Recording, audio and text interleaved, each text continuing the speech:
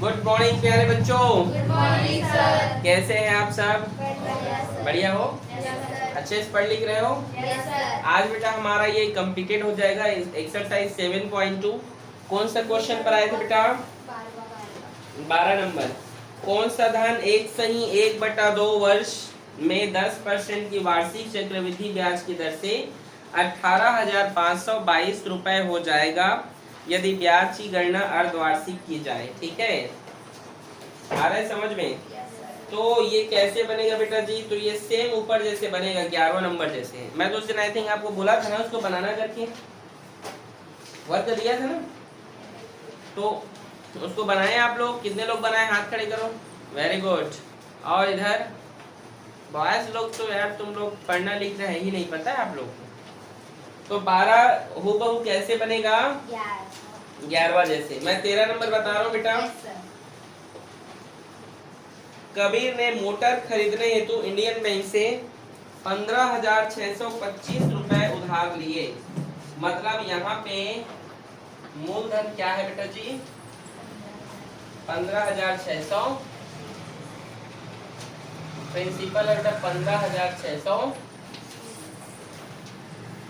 3 वर्ष बाद उसने बैंक को 17,576 रुपए लौटाए। मतलब 3 साल बाद वो पैसा भी लौटाया। ये तो उधार लिया था, मतलब वो अमाउंट भी दिया है, मिश्र धन दिया है 17,576। तो आपको बताना है कि रेट कितना लगा। मतलब आपको यहाँ पे दर ज्ञात करना है बेटा जी। क्या ज्ञात करना है? दर। और आपको टाइम दिया है 3 वर्ष। क्वेश्चन समझ गए? रेट आपको फाइंड करना है, सही की गलत? सॉरी, समझ आया कि नहीं? आ गया ना? फॉर्मूला जानते हो बेटा? क्या होता है? ए का वैल्यू कितना गिवन है?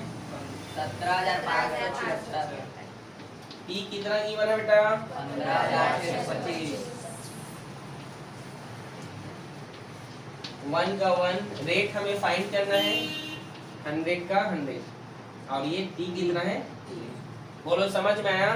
Yes sir. ये इधर गुणा में इधर जाएगा तो भाग में। ठीक है,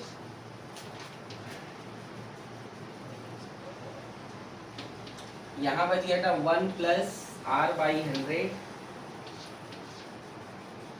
देखिए बेटा जी, यहाँ पे एक बात याद रखना है। देखो ये 625 जो लिखा है, याद रखना 15,000 जो 625 होता है ना बेटा, ये 25 का क्यूब होता है। देखो 25 25 कितना होता है? 625, पता है ना आप लोगों को। और 25 का क्यूब होता है 15,625। याद रखना क्यूब। समझ रहे हो मैं क्या बोल रहा हूँ? मतलब 25 का अगर 3 बार ऐसे 25 लिखोगे ऐसे, तो इसका आंसर होता है बेटा जी 15,625। और 25 के बाद 26, ये ऊपर वाला 26 का होता है। किसका होता है? 26। तो आप इसको ऐसे भी तो लिख सकते हो ना, 26/25 का होल क्यूब। ऐसे 26 का भी क्यूब और ये 25 का भी क्यूब लिख सकते हो। Yes sir. 26 का क्यूब होता है 17,576 और 25 का होता है 15,625। 1 प्लस आर बाई 100। और जिसका ये घात समान है। क्या समान है बेटा? घात। तो समझी कि इसका आधार भी क्या है? यहाँ पे समान है। तो ये जो ये 3 और 3 क्या हो जाएगा? आपस में घात समान है तो कट जाएगा। ठीक है, समझे यहाँ तक? Yes sir. अब यहाँ पे कितना बचा? 26/25 और ये +1 इधर आएगा तो, और ये होगा बेटा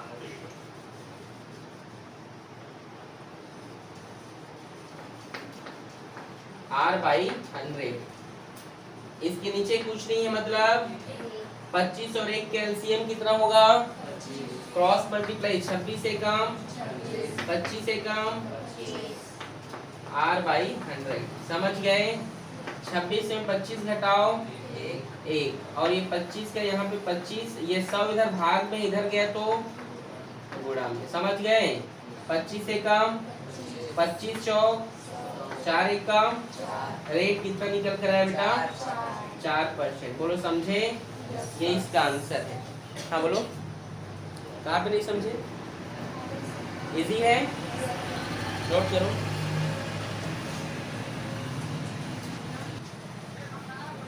देखो बेटा यहाँ पे एक और क्वेश्चन है, क्वेश्चन नंबर 14, कितने प्रतिशत वार्षिक ब्याज की दर से 6,000 रुपए की राशि 2 वर्ष में 6,615 रुपए हो जाएगी। मतलब सेम ऐसे ही बनेगा बेटा वो। यहाँ भी हमें क्या फाइंड करना है? रेट फाइंड करना है। तो आपका जो 14 नंबर के जो प्रश्न है बेटा ये सेम 13 जैसे बनेगा, ठीक है?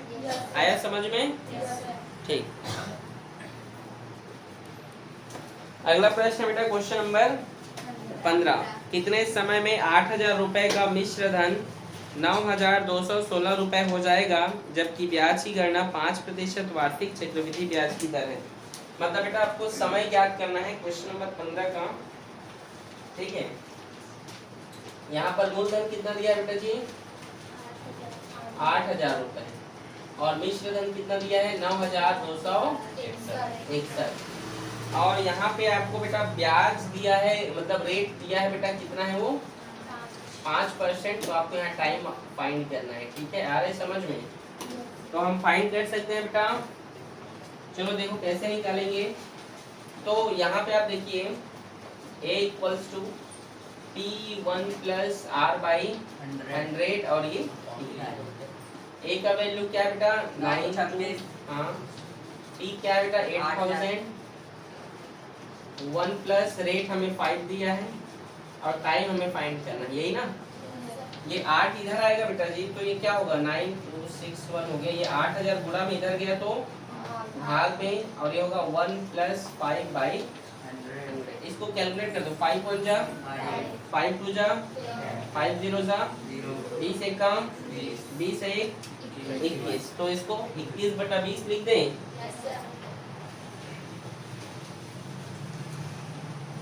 21/20 समझे? और देखो बेटा इसको हम चेंज करते हैं।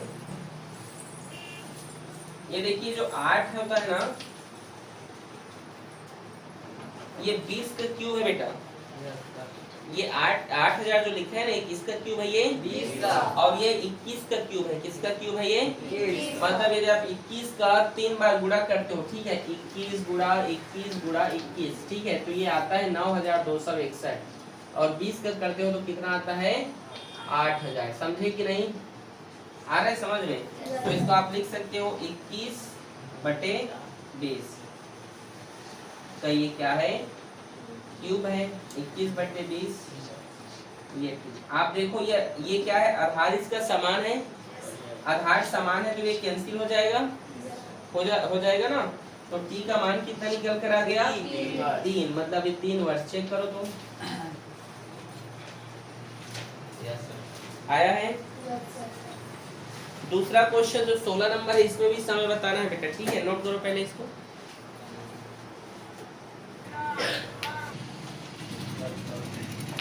अगला क्वेश्चन बेटा, भारतीय स्टेट बैंक से अहमद को उसके जमा धन 46,875 रुपए का, मतलब मूलधन कितना है 16 नंबर का? प्रिंसिपल है बेटा 46,875 रुपए, और यहाँ पे रेट दिया है बेटा 8%, और वार्षिक ब्याज दिया है 5,853। मतलब यहाँ पे इंटरेस्ट भी दिया है 5,853। तो आपको बताना है यदि बैंक द्वारा ब्याज की गणना अर्धवार्षिक की गई हो तो समय आपको बताना है, ठीक है? क्या बताना है बेटा? यहाँ पे समय। हमें टाइम फाइंड करना है, लेकिन यहाँ पे हमें ए भी चाहिए। तो ए निकालने का सूत्र क्या है? ए कैसे निकलता है? हम मूलधन में इंटरेस्ट को जोड़ देते हैं। किसको? P प्लस आई, मूलधन निकल जाता है। जैसे इंटरेस्ट निकालते हैं तो A माइनस P होता है, इंटरेस्ट निकालते हैं तो A माइनस P होता है ना। तो अगर A निकालोगे तो P प्लस आई करोगे, ठीक है?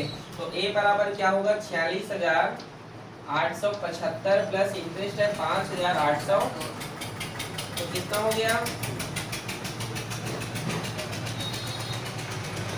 5 3 8 हो गया, 5 7 12 1 हासिल, 8 1 8 8 16 1 17 ठीक है, 5 6 6 12 और ये 5 52,728। समझे कि नहीं? ये ए है। और यहाँ पे लिखा है कि अर्धवार्षिक है, तो आप जानते हैं अर्धवार्षिक होता है तो रेट को किससे भाग करते हैं? हाँ, 2 से। ठीक है, बोलो समझे? समझ गए ना? सर समझे बेटा? तो चलिए फॉर्मूला क्या होता है? A equals to P1 plus R by 100 और ये T। A कितना है भाई? 52,728। P हमारे पास निकल कर 46,875। 1 प्लस रेट कितना है? 4। ठीक है,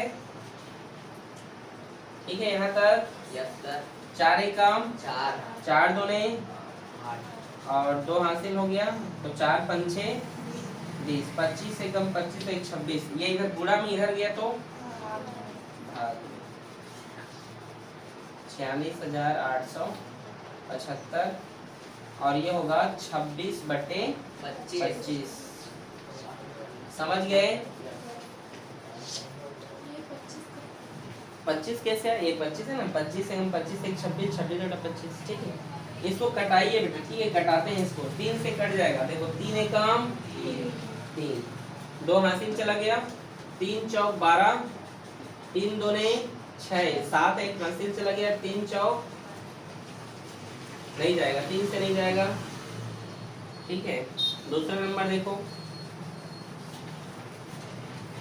अरे सॉरी, उल्टा बोल दिया। देखो 3 एकम 3, तो 2 बचेगा ना, तो 2 इसमें गया तो 22 हुआ। 3 सत्ते 21। ठीक है, एक इसमें चला गया हासिल, तो ये 17 हुआ। 3 पंचे 15, ये 17 है, 2 इसमें चला गया, फिर 3 सत्ते 21, ये 22 है, 1 इसमें गया तो 18, 3 छक्का 18। समझे? हाँ, इसको देखो 3 एकम, ये 4 थे, हासिल इसमें गया, फिर 3 पंचे 15, ये 16 हो गया था, 1 इसमें चला गया, अब 18 हुआ। 3 छक्का 18, 3 दूने 6, 1 हासिल इसमें गया, 15 हुआ। 3 पंचे 15, 26/25। और आपने इसके पहले जानते हो कि ये जो है 26 और 25 का क्या था? ये क्यूब था, तो इसको 26/25 का क्यूब बराबर 26/25 लिख सकते हो। ये कैंसिल होगा तो t बराबर कितना निकल कर आया? सॉरी, 3 छमाही हो गई ना, अर्धवार्षिक बोला है ना, तो 3 छमाही लिखा है क्या? देखो तो यस सर। 3 छमाही लिखा है ना,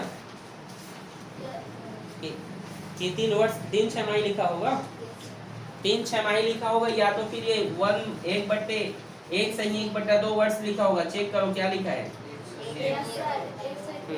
तो ये इसका आंसर है बेटा। ठीक है, समझे कि नहीं? नहीं पर कुछ पूछना है? नोट करो।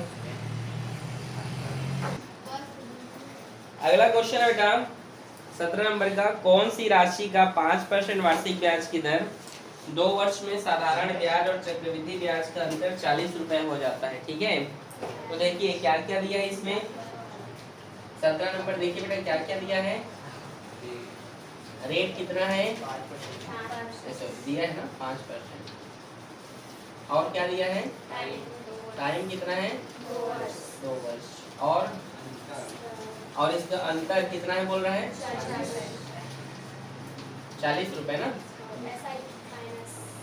ठीक है, तो मान लेते हैं इसका मूलधन कितना है।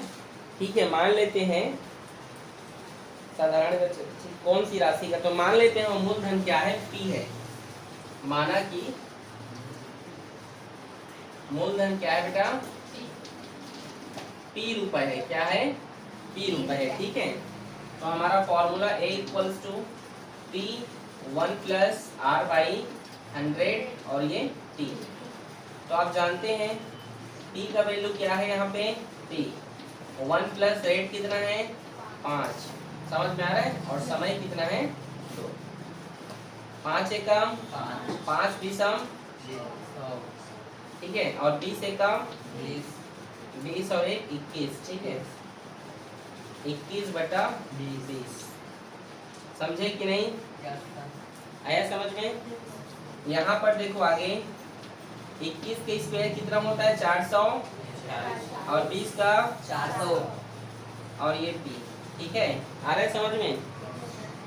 ये है आपका मिश्र धन निकल कर आया। आप यहाँ पे इसका ब्याज अंतर पूछे ना, चक्रवृद्धि ब्याज निकालो, तो यहाँ पे CI निकालते हैं तो a माइनस पी करते हैं बेटा, a माइनस पी, a कितना निकल कर आया है 400, 41 बटे 400 p माइनस मूलधन कितना है यहाँ पे b, ठीक है। अब इसके नीचे कुछ नहीं है, मतलब 1 है, तो एलसीएम लिए तो कितना हो गया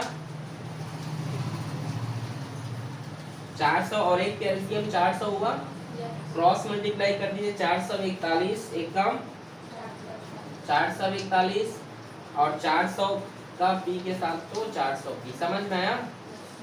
441 में 400 घटा दीजिए, 41 p बचेगा और ये 400, ये इसका क्या निकल कर आया बेटा, ये इसका चक्रवृद्धि ब्याज। आप साधारण ब्याज पूछे तो साधारण ब्याज का सूत्र जानते हैं? सूत्र क्या होता है, p multiply r multiply p by 100। तो बताइए बेटा, साधारण ब्याज हमें निकालना है, इसका SI बोलते हैं इसको, ठीक है। p कितना है, वो p है, रेट कितना है 5 है और टाइम कितना है 2, ठीक है। 5 एक काम 5 दूने 10, 5 शून्य 0, ठीक है, 2 एक काम और 2 दहाम 10, ठीक है। ये आ गया बेटा। अब हमें इसका अंतर पूछा है, क्या पूछे इसका अंतर, चक्रवृद्धि ब्याज का और साधारण ब्याज के अंतर बोला है, ठीक है। तो चक्रवृद्धि ब्याज माइनस साधारण ब्याज बराबर 40 से बोला है। चक्रवृद्धि ब्याज कितना निकल कर आया 400, सॉरी 41 बटे 400 p है ये, और माइनस ये p बटे 10 बराबर 40। इसका एलसीएम निकालोगे बेटा तो ये 400 होगा, कितना होगा, इस 400 में कितने का गुणा करो कि 400 होगा, 1 का, तो ऊपर भी करो 41 p का, ये 41 p। 10 में कितने का गुणा करो कि वो 400 हो जाए 40 का, तो ऊपर भी 40 का करो, तो ये 40 p बराबर ये 40। समझ गए? 41 में 40 घटाओगे कितना होगा, 1 बचेगा, 1 मतलब p, ठीक है। ये 400 इधर भाग में उधर गया तो गुणा में, तो 400 गुणा 40 ये होगा बेटा 4 चौक 16, 16,000 रुपए, कितना आ गया ये 16,000, ठीक है। आज ये चैप्टर हम खत्म करते हैं, मिलते हैं कल एक नए एक्सरसाइज के साथ।